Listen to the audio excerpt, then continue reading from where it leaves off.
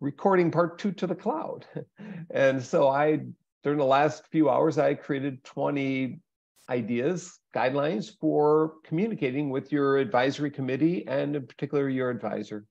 Last week, I presented on 20 ways to find dissertation data.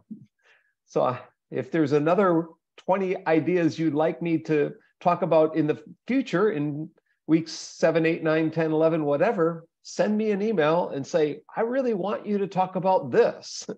Whatever this is, I'd be happy to make an attempt. After serving on over 125 dissertations, I've learned a little bit, un poquito. I've learned a little bit about the dissertation process.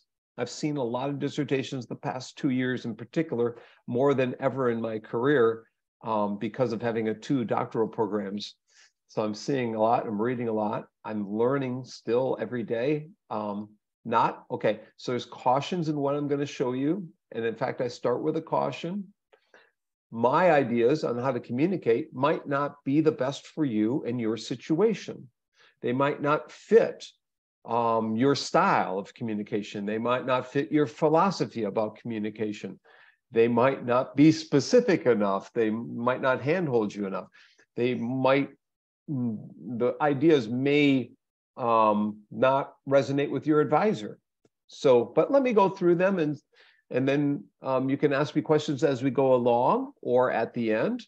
And then we'll take a short break and then I'll get into my writing tips, part 1 of my 10 tips, 10 section talk on writing tips. We've gotten through 9 and 10 and one other section, number 7 maybe. We never did part 1 and part 2, so we're going to go back to that. Let me share my screen and see if I can find the talk I just created. And I think this is it. Okay, let's advisor approved. Okay, then let me try this here. Oh, there we go. So 20 ways to communicate with your dissertation committee and advisor. Okay, so you can use phone, you can use email, you can use in-person meetings, you can use snail mail, and I've been sending out tons of batches. I sent Karen something in the mail. I sent her my calendar. I sent Sunmei my calendar I worked on. Sometimes snail mail works. I send this all around the world. You know, people like receiving something, especially Valentine's Day, right? So happy Valentine's Day to everybody. So here we go. What works emerges after you try. I like that quote. So sometimes you just have to try. Forget all the reasons why it won't work and believe the one reason why it will. You know, so some of these things might not work in your situation, but you got to try, or at least you got to talk to your advisor and your committee about what they're expecting. So first off, start with your advisor. Don't start with the other committee members if you're facing an issue or a problem, a delay or a deadline, a change in your life and all this stuff. You can talk to the other members, but they're not the ones who are typically going to approve most aspects of your dissertation. Now, that being said, the one thing I didn't list in my 20, I thought about adding as an item on the 20, is the fact that you've picked typically different members to be on your committee for a reason. When at Wisconsin, where I went, we had 5 members, and each one of my members had a different role that they played on. My colleague, Tom Reynolds, and I co-dissertated. He studied college students of our computer prompting system. I studied 6th, 7th, and 8th graders.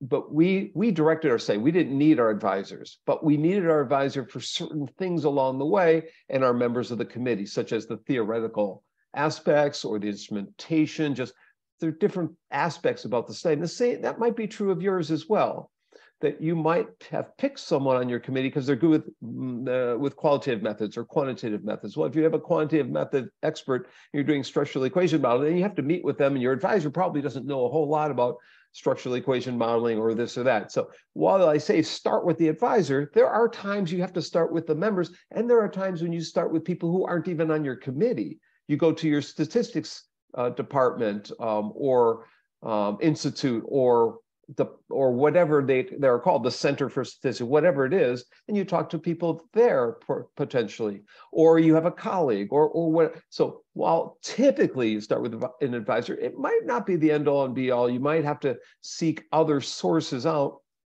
which is totally fine. So then, give the committee at least a week or two to read your proposal. I used to say, give us a month to read a proposal, dissertation proposal, but I think most people are giving us 2 weeks. I heard, yesterday someone wanted to give us, one person said, give us at least a week. One of the faculty members said, I said, no, at least 2 weeks. So find out from them. This is a rule of thumb. In the past, it was a month. Now it seems to be 2 weeks. It may change like the wind, but do give people a little, oftentimes your proposal is often more stressful than the actual dissertation because you got to collect the data after it. Whereas when you present your dissertation, you've got everything done. It's not as stressful in some ways getting the exact date. But give people a month to read that whole dissertation once you've finished it, or about a month.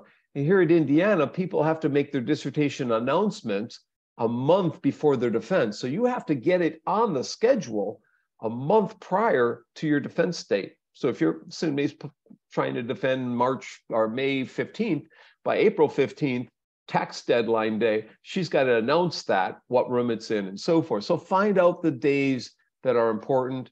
Think about your schedule. Give people a little more time to read a full dissertation than a proposal. At times, use email and don't doodle. This is my pet peeve. I think sometimes people put up a fancy doodle or everyone get to fill it out, and it takes people like 3 days to fill out the stupid doodle, and then you can't even make the meeting anyways. If you're an EDD student and only have 3 members on your dissertation, talk to your advisor, say what days can you meet, and what days you can kind of figure out. Then you just have 2 people to run by the possible dates. Just send them an email. Here's the dates my advisor and I can meet. Which ones of these work? Forget about the doodle. You can have something done. Sometimes you can have it figured out in 10 minutes. So just as a rule, now, not everybody's going to agree with me on this one. And there are other tools besides doodle. Sunmei, what are the other ones out there that GoToMeeting, or no, not GoToMeeting. What are some of the other ones out there like scheduling a meeting? Calendly. I'm not sure. I'm not sure the pronunciation. Calendly something, Does anyone know some of the other tools or use them? I've used When Is Good in the past, but I think even now Outlook has a scheduling, or Teams has a scheduling function. Teams. I use using all of that. I use going to Teams. When Is Good is probably a better tool than Doodle from what I've seen, but some of them have so many advertisements that it's kind of disruptive to me. So just find what works for you, but just beware that if you use one of these tools, it's not as foolproof as what you think it's going to be, or as fast as what you think it's going to be. And then, use the communication channels that your advisor likes. If your advisor likes to pick up a phone and chat, well, then call them on the phone. Sunmi and I have talked on the phone many times about our dissertation. We've used email many times. We've used Zoom probably a couple of times along the way.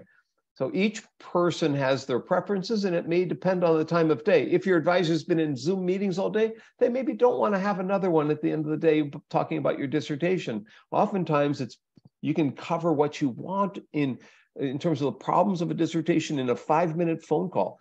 Our society has moved away from using phones to using text messages. But if you're talking about a dissertation, I wouldn't rely on a text message to solve your problems. Maybe 1 or 2 problems can be solved with a text message, but not all the issues that come up with a dissertation. And I'm guilty as well, have migrated most of our communication to email and text messaging. But is some of this serious as a dissertation proposal or defense? I'd recommend synchronous Zoom meeting, or meeting face-to-face in a cafe, or buying lunch, or talking on the phone. And I think doctoral students underutilize a simple phone call, in my perspective. when you can get a lot done. The nice thing about a phone call, you're not looking at a screen. If your advisor's been looking at a Zoom screen all day, it's much easier talking on the phone, not staring at a stupid screen like we're doing right now, right? And so, and like I'll be doing tomorrow all day. So once in a while, pick up a phone and chat, meet them at a cafe, go to Panera, Starbucks, or whatever they like to a bookstore or wherever they like to go. Buy your advisor lunch. You can get a lot done by buying your advisor lunch if you are in the same city somewhere. Or brunch. Brunch is often, Sunday brunch. You can get a lot. I've gotten so many dissertation meetings solved through a Sunday brunch kind of thing. And then once you're out of the meeting, or once you're finished with your proposal meeting, summarize or recap what was said. Yesterday or today, I got a recap from one of my students summarizing what we said in our research team meeting. And she did a marvelous job summarizing what we all decided. I'm like, she should be the professor and I should just be the student. It was so good. I mean, I was just like, I was amazed at what her clarity, her understanding, the issues that she raised and all this. And so you too can be a superstar in your advisor's eyes if you do a nice, concise, thoughtful, insightful summary and just share that. This is what we discussed, or after your dissertation proposal, here's the issues that came up, here's how I'm going to solve them or how I'll resolve them. Number 7, if you're doing a dissertation full board, if you're doing a proposal, even let's just say proposal 3 chapters, 1, 2, 3. Do you send chapter 1 to your advisor, then chapter 2, then chapter 3? I would say no. Do not send in batches. That's my preference. However, if it's a heavy-duty qualitative research and you're doing all these case analysis of people, when it comes time to dissertate and you have like 30-page reviews of of all your subjects in these cases, you might have to send that in batches to have your advisor approve those case write-ups, so that you don't write them all up and then you find out you're on the wrong track. You want to find out early if the first case write-up, if it's going to work for your advisor and the committee. So sometimes you don't wait to the end and sometimes you do. So I don't know exactly how to answer this question of whether to send the whole project in, the whole dissertation the whole proposal, or to send it in batches. But that being said, many of us are in so many dissertations that if we got it in batches, it's going to be overwhelming for us. So be careful about sending people 10 pages at a time or 20 pages at a time or 5 pages at a time. It's just they're going to throw up. I mean, they're just going to get overwhelmed and get nauseous. It's sometimes just, if it's going to take you 1 more week to write chapter 5, don't send them chapters 1 to 4. Send them chapter 1 to 5 if it's only going to take 1 more week. Just use logistics in all of this and think about not just what you think is the best, but think about your advisor or your committee and what's going to be best for them. For me, for instance, we have spring break coming up in 2 weeks. That's a wonderful time to read a dissertation. If you can get it into me by the Friday before spring break, boom, I'll have it done. You get it to me right now, I got all these gradings and things to do. It might take a long time. So logistics, figure that out and talk to people about that, about the logistics that are, possible issues. If the research questions change, if your instruments are possibly going to change, let that committee know. Don't just change the questions because you want to change the questions. Once they have been approved, you're abiding by a contract of sorts with your committee. If you've told them these are your 3 research questions or 4, and you decide to eliminate number 4 or number 3, just let's say you eliminate number 3 of 4 questions, and your advisor agrees. You still need to get the other committee members to know, at least know you and your advisor have decided to eliminate number 3, and then say, if you have a problem or issue, please let us know. There's sometimes ways to get around going to each member one by one. Get your advisor to approve first. Let the others know that using a new instrument or changing the questions in the instrument, if you're making some executive kinds of decisions about your study, and this happens more often than you would think, dissertations get approved, the studies will be approved, but then we make changes. We tweak them, sometimes minor change, sometimes we make major changes in changing the research questions or the subject pool. Get the advisor first, and then inform the others about what you and the advisor would want to do and see if they have problems with that. Okay, does that make sense? And then the committee members are usually right, the officials. Now, in the Super Bowl the other night, the referees were wrong. They shouldn't have called the penalty, but that's another story for another day. I hope none of you are Kansas City fans out there. Okay, my brother is, my nephew lives in Kansas City. Okay, but I had a student this summer, and she didn't believe anything her committee members said. They were wrong all the time. Don't be like that student. Your committee members are right, first of all, before they're wrong. Now, you may disagree with them. You may have your points of view and your expectations and your own unofficial. The official is you have to agree with them. Unofficially, you don't have to agree with them about everything they say, okay? But you keep that inside, maybe talk to your friends about some things you'd rather do a little. But if it's a minor thing, just give up on the minor thing that you want to change. If your advisor in the committee has agreed to do everything, and just making a minor change that's going to be disruptive to the dissertation process, it's not worth it. Now, if it's a minor change and it's minor but important, well, then you want to run that by and see whether or not they could make the change.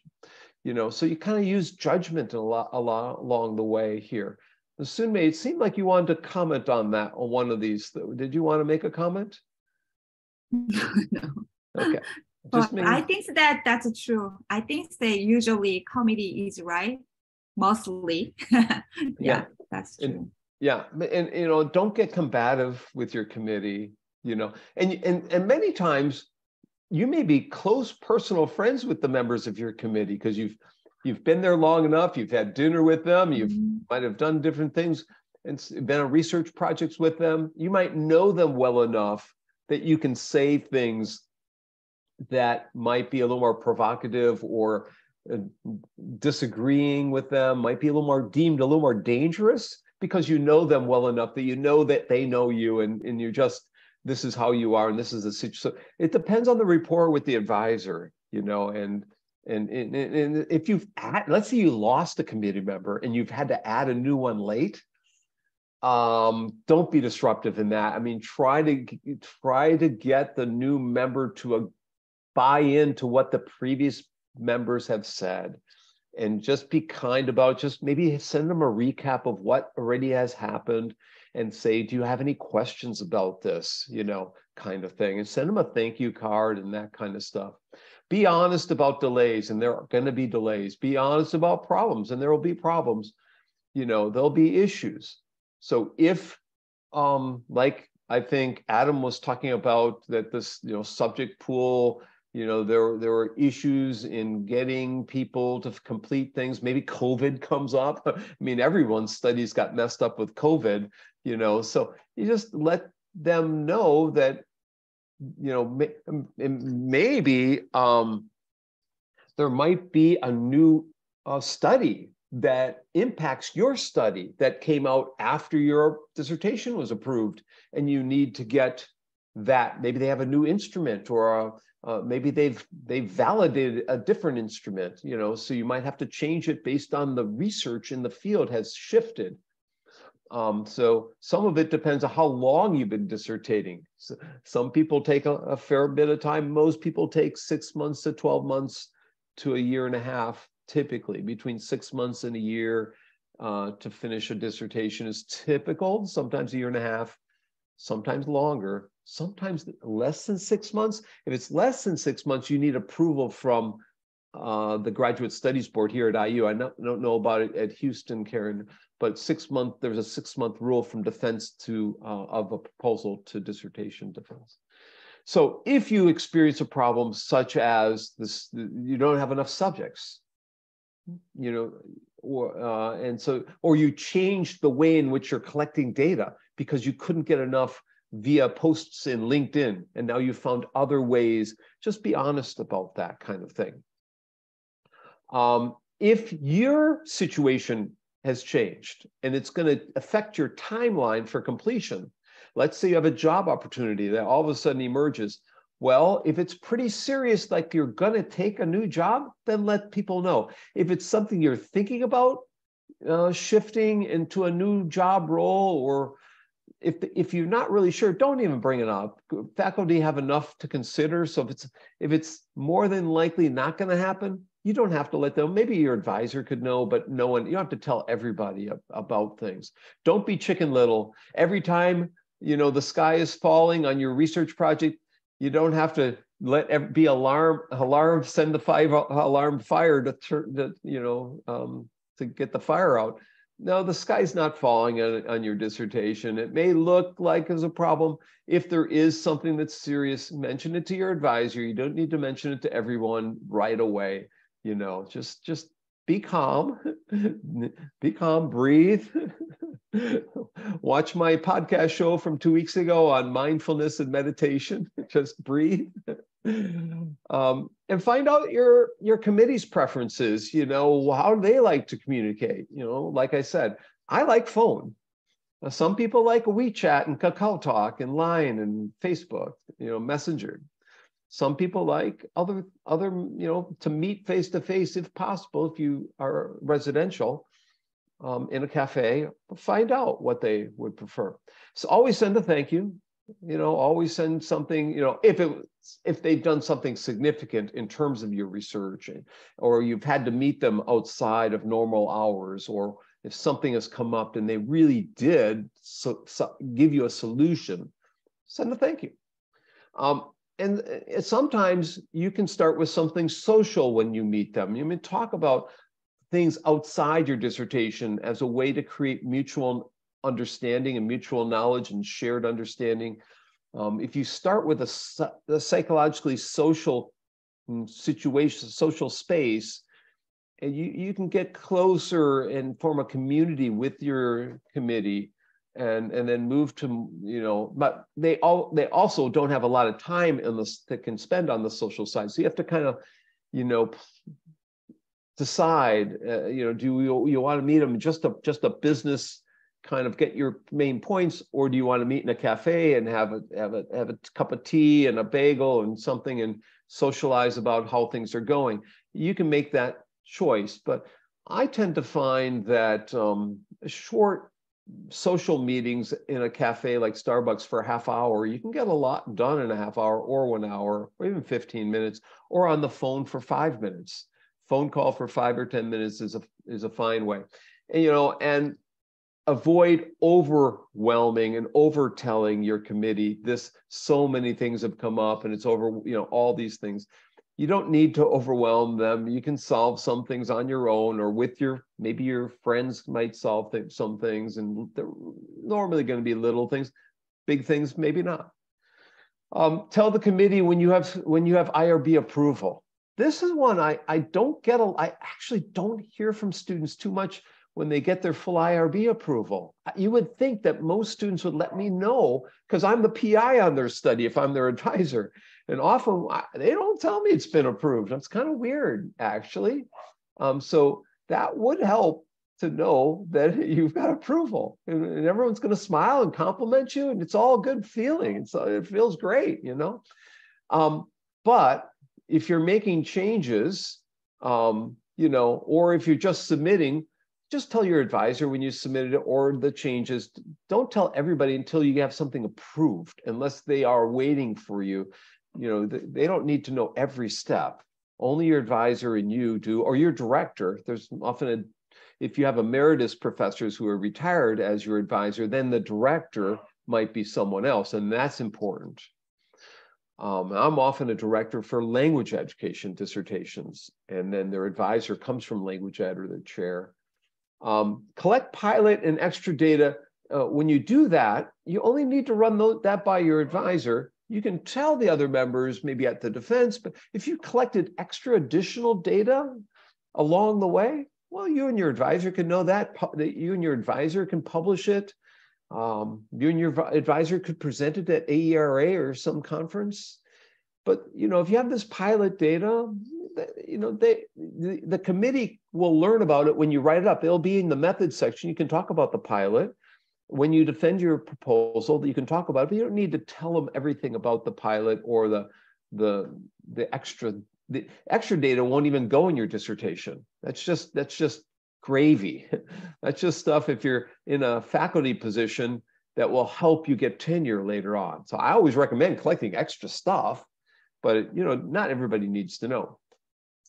Highlight, don't hide changes. Don't play hide and seek with your committee. When you make a change in your dissertation based on what the committee said at the proposal meeting or at the defense, well, then you make the changes and track those changes. But I prefer, if it's small, just to highlight in yellow the changes you've made and send them that, and send them a summary of the changes. Don't hide things that you don't think that they need to know. It's just highlight in yellow. They'll see it, and they can raise a question or whatever. And finally, you have committee members for a reason. They may be an expert on an aspect of your dissertation, like the instrumentation or the theory, or they've done studies in the same area. Whatever it is that they're on the committee for, maybe it's just a small niche area. Maybe you got concept maps in your dissertation. They're a concept map expert or something, whatever it is. But you will still need your advisor to approve what those experts recommend. All the members of your committee are experts, every one of them. But if they tell you that it's best to have a 4-week intervention, not a 2-week intervention, because you won't see the effects until 4 or 5 or 8 weeks. Well, your advisor needs to know this too. You can't just make the decisions about length of the intervention or the number of items in your questionnaire. They might have good advice, but you still tell your advisor about what they said. So those are the 20 tips I came up with this afternoon. My newest little talk here. I hope that was helpful for you. Comments or questions about talking to your committee? Everyone's quiet. Well, tell me one thing that if it's useless, I won't give it again next year if I teach this class. Was there one thing that you pulled from there that that caught your attention? Let's put it that way.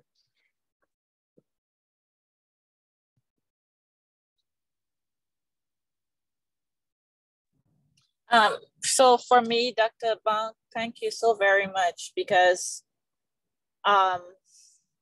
just communication in general on the whole, and knowing, I didn't know any of all of this, that I needed to, to keep the communication going, and that I'm responsible really to keep the communication going with my committee. The question I have is, what if you started off on the wrong foot? How do you redeem yourself? How do you make it right, really? Without just going now and like you said, just telling people all these things, and just try to get back on track, really. Yeah. Sometimes time is the best healer, and you realize that the first week or two, something might have happened in the committee meeting or something. You knew you made the wrong, or something didn't match up properly. And I often find that, I want to send an email right away to correct it. But if I end up sending that email to myself instead of to the person I was intending it for, and hold it for a couple of weeks, I find 2 weeks later, a week later, that email was really not that important. So sometimes not sending something is the best method. to only send it to yourself or to your best friend if you have, you know, someone that you can confide in. So that's one way, is just so over time, something will come up where in your committee members where you haven't found a match, something didn't gel well, will eventually gel. There'll be something that comes up along the way, or something that you've seen that you can provide and say, oh, this is in the Chronicle of Higher Ed today that matches my study. You know, I made a PDF copy for everybody. Boom. You know, it's really an interesting phenomenon that's happening out there. And I thought I'd want to share this with all of you. I do that on a lot of occasions. Something I find, now you don't want to overwhelm. So you do that as a one-off or once or twice, but you don't do that kind of thing every week kind of thing, you know. So you try and, you know, that's another route you can go. A third route is today's Valentine's Day, and you can get all your committee members Valentine's, or, you know, a Valentine's card and a thank you. You know, I really appreciate my committee and the help that they've provided, and so you do that. You send a general note to the entire committee. So if you had an issue with one of the committee members, you know, they won't look at you as pulling it out specifically for them. You've just sent a positive thing to the whole committee and say, oh, by the way, I've gotten 3/4 through my dissertation. I feel pretty good at this point. I've collected data XYZ. And today's Valentine's Day. I just want to say thank you for the advice that you gave me at the dissertation proposal meeting. And it's proceeding smoothly at this point. So you use days like this, or Chinese New Year Day, or U.S. New Year's Day, or Valentine's Day. Use these days wisely. Don't overwhelm, but just as little thank yous, a little extra thank you. I don't know if that's going to be helpful in your particular situation, but those are among the ways. I don't know if Sunmei has found a way. If we've had any disagreements, Sunmei or your committee, have you used any communication things with your committee that I didn't mention, Sunmei? No, actually, after having proposal defense, I got some feedback, and then that's it. Usually I, just communicate with you. Yeah, that's better, I think, Yeah, staying with your advisor for the most part. Right. But often there's an expert on your committee, a committee member that you're relying on for whatever it is. They might be an expert on that method or on that concept, that psychological construct or whatever. And another way, if you've had an issue with a committee member, is find out if one of your peers has had the same committee member, and find out, if they've experienced similar things and see how they've resolved it. I wouldn't use that all the time. That's a possibility or a possible way in which to overcome some challenges. But the first is just to breathe deep and just realize that we all have struggles and barriers along the way. And sometimes I say the wrong thing and I feel really bad about, something. I thought I was just being nice, but it wasn't. I said the wrong thing to someone. It was the wrong, at the wrong time. And I apologize. And then, so another way is to apologize and then to move on from that. And so, I'm guilty many times of saying some things that I think are lighthearted humor, but people take them serious. So you have to keep that in mind too. Humor is a good conversation starter and way to lighten things up, but there also are issues involved in using too much humor. And so I've learned to tamper it down a bit and try and find a balance between kind of being more, open and flexible and fun and humorous, and being serious and focused and targeted in getting the study done. That's difficult to find that medium balance between, getting the student through efficiently and making them feel good about their progress. And the same has to from the other direction. You want to thank your committee and all the members and any peers that are helping you along the way. But and sometimes it's lighthearted and sometimes it's very serious. And it may all depend on the makeup of the committee has a lot to do with how the whole process of the questions that you're asked, of the things you have to prepare for in a dissertation defense. The committee members, well, boy, every committee I've been on has been different. And I can pretty much peg what everyone is going to ask about as a general category, but not the specific questions. But over time, you get to learn about the committee members and what they might say. So Karen or Tawfiq or Paul or Barbara, Sune, you might ask, what's typical from this person who's on the committee, who's from the minor member of the committee? What have they asked in the past? What kinds of things do they focus on? That kind of thing. You sometimes have a general sense of things after you've been on committees with them a couple of times. I don't know, Karen, did that help at all? Yes, it did. It did help. Okay. But we can talk tomorrow too. So yeah. Okay. So, and by the way, tomorrow, and Tawfiq's the only one who's here in Bloomington. Hejong's here in Bloomington.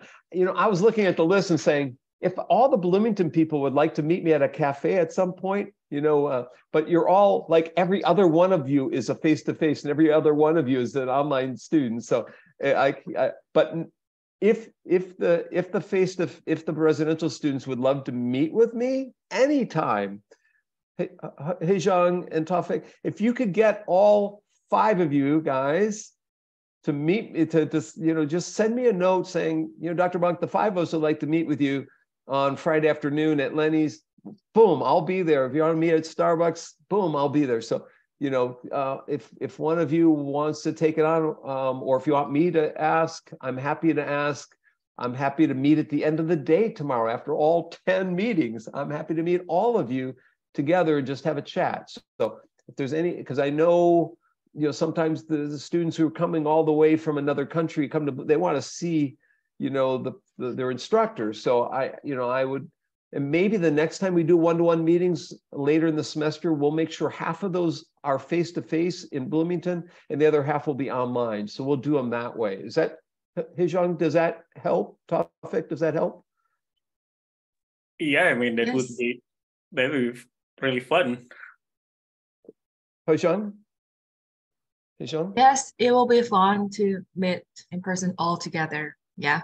So I think maybe what we'll do, we'll not just do the end of this towards the end, we'll try and do another one in a few outside of normal, times that we're holding Zoom meeting. I'll try and get a time where we all get together somehow. Okay.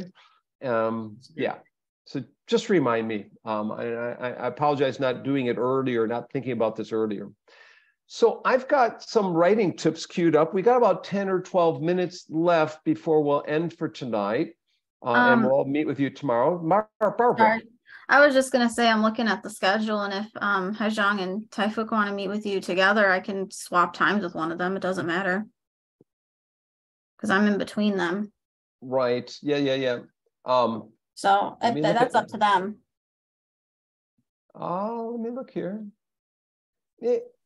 It may be trickier than it sounds. Okay. Then maybe we'll leave it. And that's a good idea. I'll look at it tonight after we're done and see if I want to change. But for right now, we'll leave it the way it is. It's a good idea, though. And I'd love to fly Sunmi back here to Bloomington so she could join us. It's always out there in sunny California, and I wish we could have everybody here in Bloomie, or get everyone down to Houston and be in warm weather down with Karen. But so, and the reason we're not going to meet next week. So I have not had a day off in 1,167 days, including Christmas, New Year's, through 3 years. I've not seen my brothers and sisters in over 3 years. So my one brother retired to Florida, to Fort Myers. I'm flying down there Sunday to see him. He moved right before the big Ian hurricane. Their house is not demolished. It's still standing. So I'm going to go down. I am going to work down there, but I'm going to relax and chill too. So with my middle brother, his name's Tom. So we'll have, at least I'll see one of my relatives other than my two kids. I've not seen anybody, and it's kind of sad to be honest. So that's why we're partly we can all have a week off and chill. I hope that's okay with all of you. We'll take that giant a couple weeks time to think about things, and I'm available. You can chat with me then. Well, let me just go through a couple writing tips. Maybe we don't want to go too far. We've done a lot tonight, but I think it's important to get a few more of those. There's so many writing tips in here. So what we'll do is Soon May will say when it's 1 minute to 8, it's 10 minutes to, and we'll end at that time. I'll just do some quick writing tips, and then we'll finish the rest of them next time we meet in 2 weeks. Okay. I'll meet you all tomorrow in Zoom land. We'll all be zooming together. Who's zooming who? As the song goes. Okay, let's see if I can find the writing tips. So those are the communication tips. And let's see if we can actually find, here we go. So I have this like 10-part writing and publishing tips workshop. I guess you would best to call it a workshop. I'm going to hide the video panel. There we go. And this 10-part workshop, but as I said in week 1, is the G3 of writing: gentle guidelines, great stories, and gigantic scholarly gains. Well, Manaju, who's an alum of our program, designed this with me, and it's really like jump-starting your writing career. And you can go to my slides. They're in Dropbox. We've done several talks on this, and it's divided up into 10 parts. And we did parts 9 and 10. Tips on writing a dissertation. And those of you who joined this class late and missed weeks 1 and 2, I gave a lot of tips on how to respond to committee members, how to defend your dissertation, both proposal and how to revise it and so forth. So I've covered that. And we did some other things in the middle here. I forget exactly which ones we did, but we haven't gone to number 1, 2, and 3, and 4. And I'll just skim over some of these things because it's important that we get to them, because, if you're an academic, you'll be writing at some point in time. You'll have the freedom to write whatever you want as soon as you retire. But until that time, you're writing whatever anyone else wants you to do. And the expectations for writing are only increasing over time. Since I've been in the field, it's doubled or tripled in terms of expectations for what one writes. In the 1960s, my colleagues told me that you could have 1 publication and get tenure.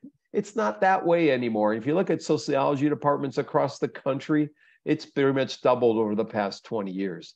It's gotten a highly stressful for people. And this is an article in Inside Higher Ed a few years ago talking about that very thing. I'll skip over that. Dear contributor, thank you for submitting your paper. We regret that it does not suit our present needs. If it ever does, we're in trouble. I sometimes think about that when I submit my manuscripts, and I think, oh God, if they take this one, it's kind of, no. Usually I think I have something that's appropriate for the journal and so forth. And sometimes I pray. There are certain journals I've never published in. I actually prayed, and they always reject me anyway. So what the heck?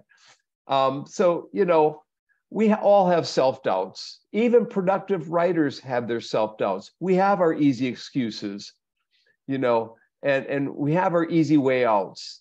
But we have to stop giving ourselves the excuses. Stop feeling sorry for ourselves and just do. There are no special magic tricks. Now, I have a magic wand in my closet. I often allude to my colleagues. I say, I got the magic wand out. I'll revise the paper now. So it's kind of a little fun thing that we do.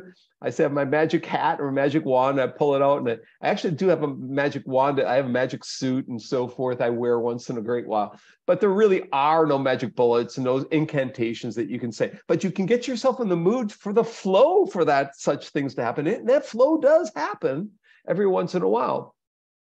You have to, really train yourself, target your writing goals. Your work is going to take sometimes take priority. Sometimes, I hate to say it, over your family life or over your friends. Sometimes you just have to knuckle down and sit and just come up with some stuff, work up a sweat. Sometimes I went running this afternoon, and I tell you what, my knee is hurting. I think I've run 1,060 some days, 63 or whatever. It was hurting the worst. I think it's hurt since day 495 and maybe worse. It was so sore the first mile. Then my leg eased up, and I ran better the second half on the way back. I always run at least 2 miles just to keep my streak going. And the same is true of writing. It may hurt at first. It may be tough at first, but you got to start, got to work up a sweat. And when you do work out and you come back, your brain is so much better oftentimes. So do find the gym. Do allocate time for your meditational exercises and healthy food. All that stuff sets the stage. Find your quiet space. Keep at it, you know. Pardon my English or French here, but Anne Lamott says, write a shitty draft first. And, you know, sometimes, you know, it's the compost method. There's a pile of crap and it's going to go in the compost and we get rid of it. But at least you got thought on paper. You want to get thought on paper, even this junky thought. You got, you know, ugly thought. I have a lot of thoughts that I've never published, and I always save them, and then I pull them back up and I look at, oh, this would be good here, and I end up deleting them again. You know, it happens all the time. Remind yourself that even the best writers, they get stuck, they procrastinate, they go to the ice cream. You know, Dairy Queen is a wonderful place. You know, get coupons at Dairy Queen when you write, and go hang out there, grab something, and come back.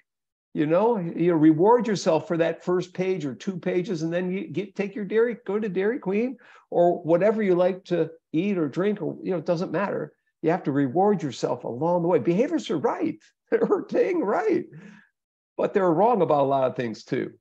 And Manuel Whitaker always writes for a Chronicle of Higher Ed. She has an article, Find a Writing Routine That Works for You. She says, work on at least 2 projects and if one gets stuck in the mud and you have a co-writer and you're waiting for your co-writer, you can start on project number 2 and go back and forth between. That's not bad advice. Review potential publishers and options. Go through my list of all the journals out there and just look at what's been published in them. And if you haven't seen my list, soon you can put my list in the chat window of all the ed tech journals out there. And there are 100 of them. So I often will pick 5 to 10, and I highlight for my co-authors, I say, which of these should we go for? And then we pick one, or we pick 2. For our back, we have plan B, plan C. And then write up your writing schedule for what you intend to do. I'm getting close to time here. Thanks, Sudmi. Make a writing schedule and a plan of action for yourself. And that's the goal setting. So if you've got slips of paper like I've got in my pocket all the time, that's my goal setting. And expand on notions of writing. Writing is a reprocessing event. Writing is a recursive event. You know, we're constantly writing and rewriting and tinkering and so forth. Writing happens on a slip of paper as we come out of the shower. Writing happens even when you're just thinking about it, you haven't got it on paper. Your thoughts are there, right? Just little short notes that you make to yourself. Writing's happening all the time. It's not always on the word processing side of things. And then set the writing goals, not the word goals. Now, sometimes you have to set word goals. If you're a person that's motivated by a number of words, well, then set word goals. My mentor, who wrote 30 books, he was the head of Mensa in the UK. His name's Brian J. Ford.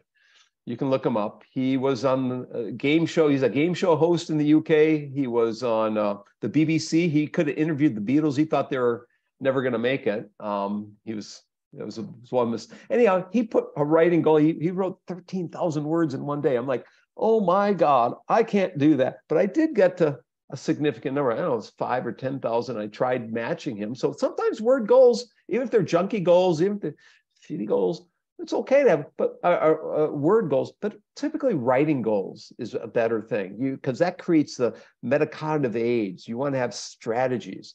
Write what motivates you on that day. If you're motivated to write the limitations of your dissertation, write the limitations of your dissertation. That's pretty much the easiest thing you could do. Write the future directions.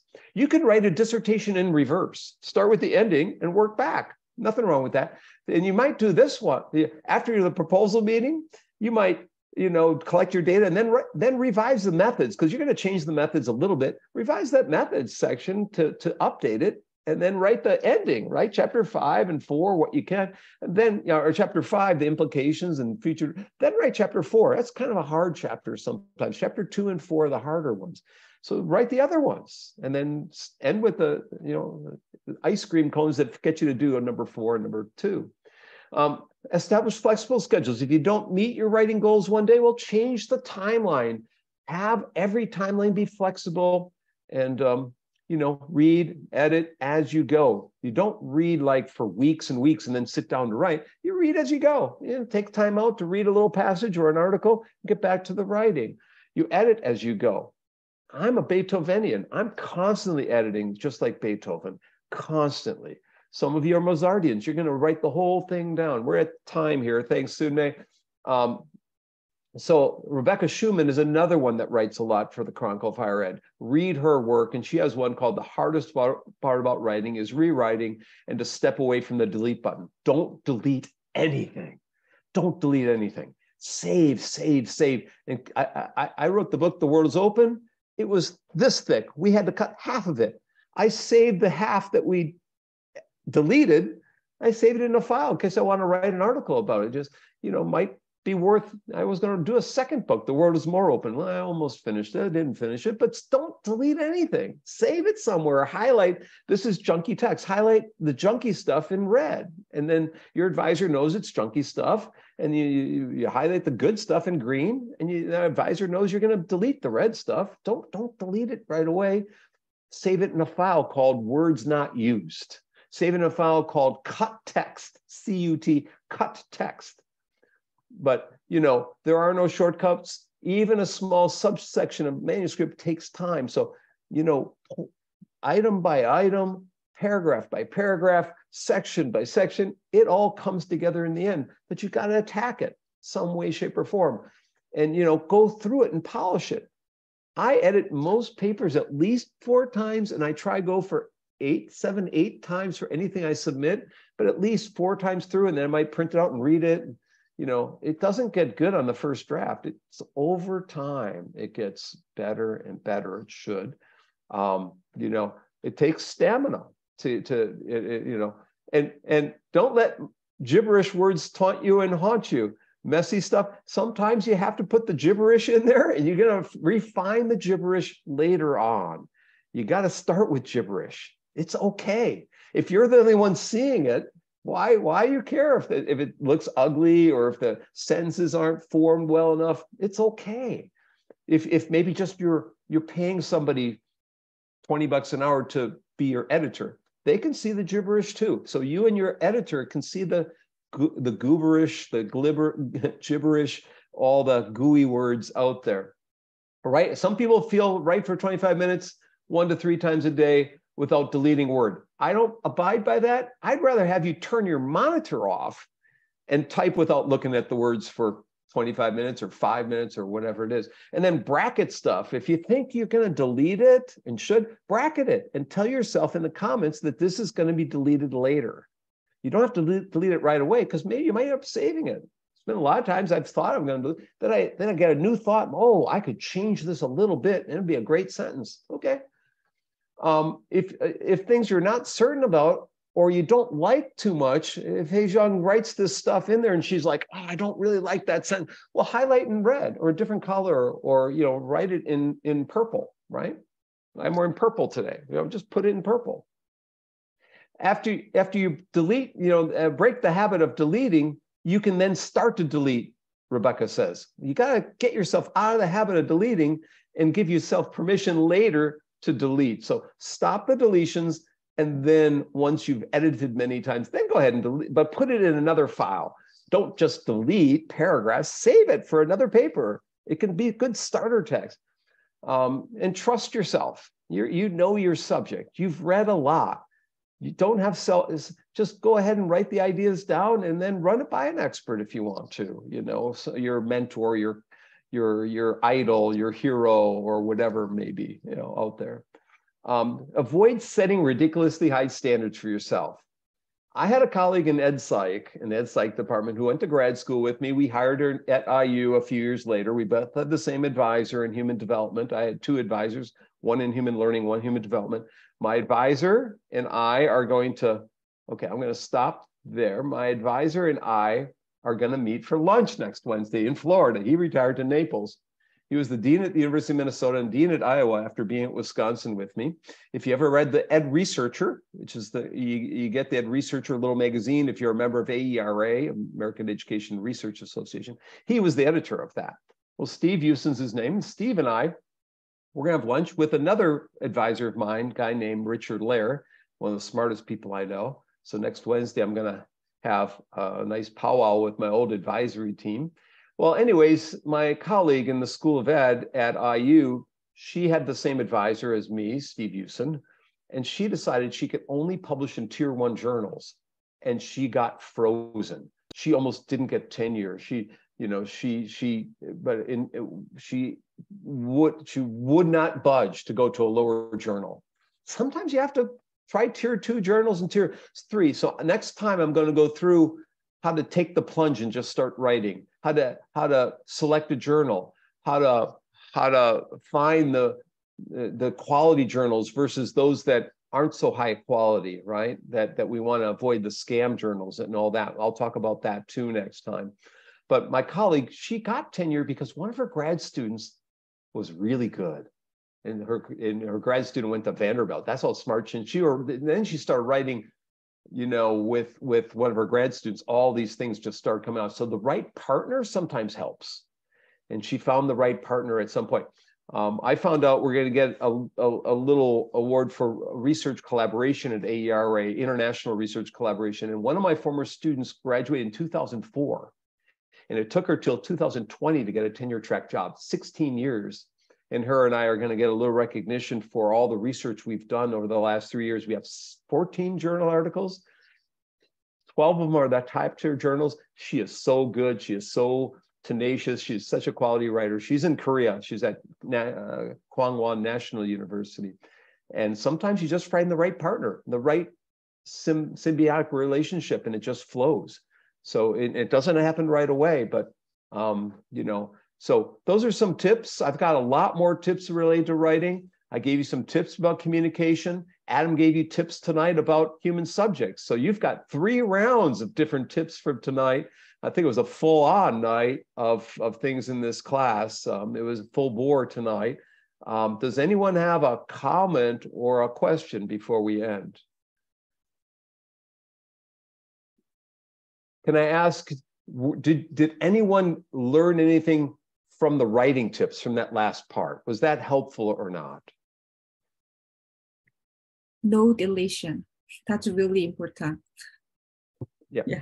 Highlight deletions in brackets, potential deletions, or in different colors, or comments, annotations, but don't delete them.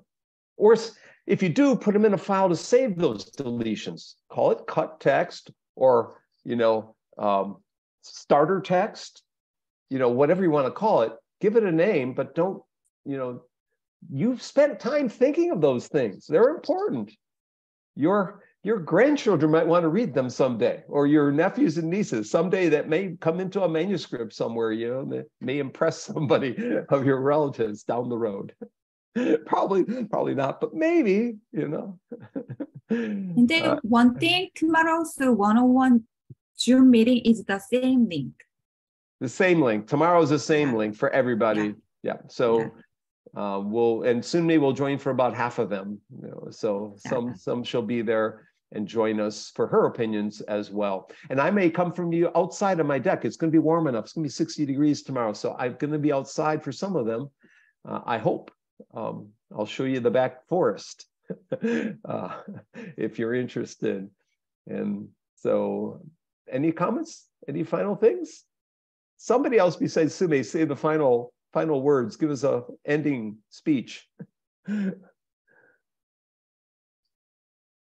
3 words. Somebody give us 3 words to end Valentine's Day tonight. I'm ready for dinner. Okay, there we go. So Barbara, thank you very much. I'm going to end the recording, stop the recording at this point, and week 6, parts 2 and 3 are